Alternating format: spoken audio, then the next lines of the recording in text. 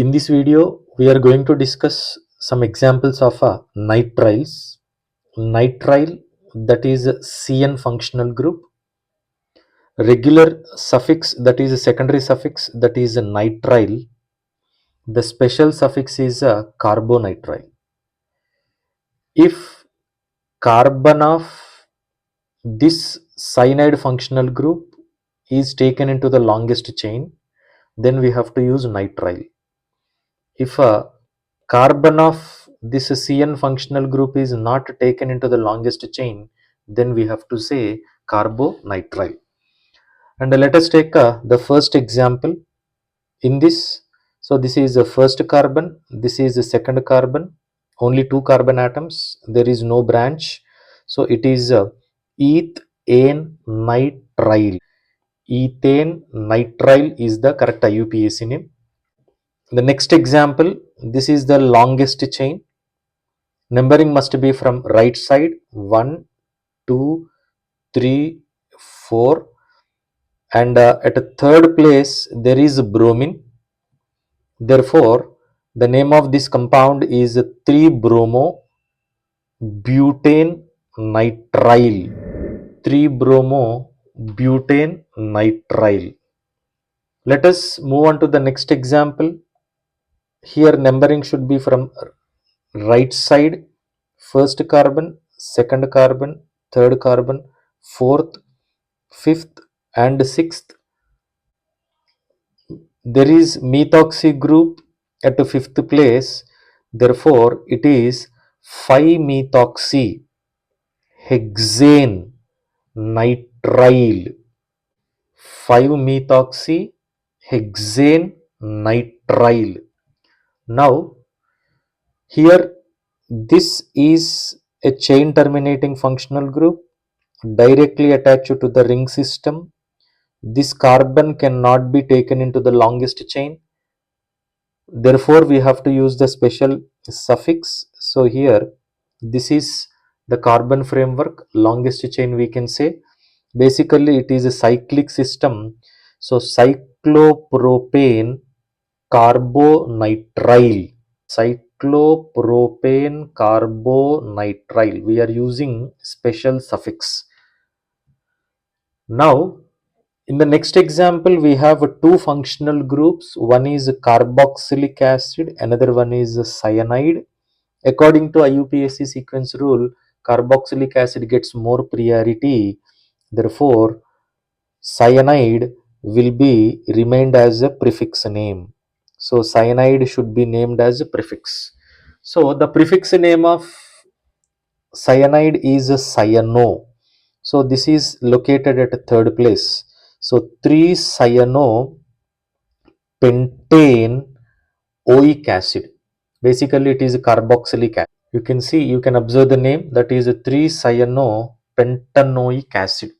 Now we have again two functional groups, one is a cyanide functional group and another one is alcohol, but cyanide it receives the first priority.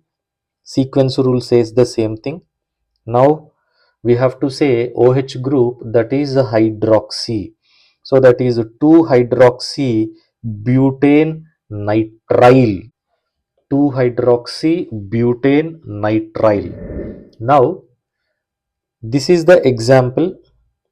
It has two functional groups, one is cyanide, another one is ester.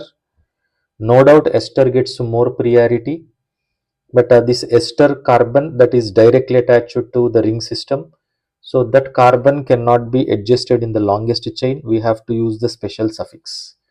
So this is the first carbon, this is the second, of course remaining will be like this.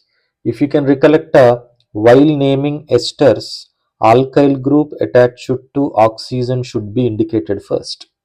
So we have to say this is ethyl 2-cyano benzene carboxylate, that is ethyl 2-cyano benzene carboxylate.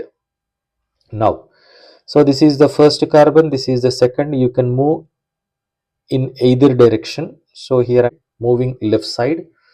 So At second place there is methyl group, therefore it is 2-methyl propane nitrile. 2-methyl propane nitrile. Now this is first carbon, second carbon, third carbon, fourth carbon. This is methyl located at third place, therefore it is 3-methyl butane nitrile. 3-methyl butane nitrile. Next example again, this is a functional group. First carbon, second, third, fourth.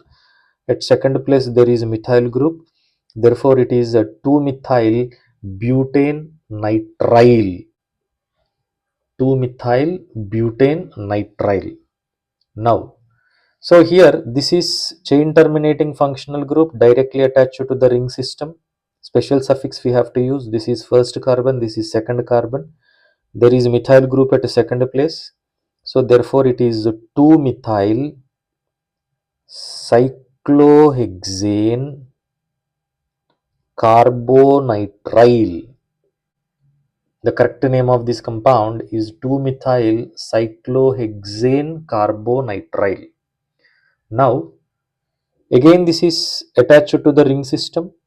This is the first carbon. You have to move in anti-clockwise direction. Least locant rule I am applying. So this is at third place. Therefore, it is a 3-methyl cyclopentane carbonitrile. 3-methyl cyclopentane carbonitrile. Now the most important thing, this carbon should be in the longest chain. 1, 2, 3, 4, 5 carbons. 1, 2, 3, 4, 5 carbons. 1, 2, 3, 4, 5 carbons. 1, 2, 3, 4, 5, 6 carbons. Therefore, first carbon, second carbon, third, fourth, fifth, and sixth. And this group is one branch, that is isopropyl,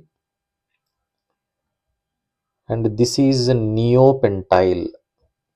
Two branches we have. One is isopropyl, another one is neopentyl.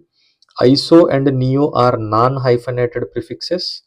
Their names should be included in alphabetization. So iso spelling begins with I, neo spelling begins with N. So obviously iso should be indicated first. Therefore that is at third place.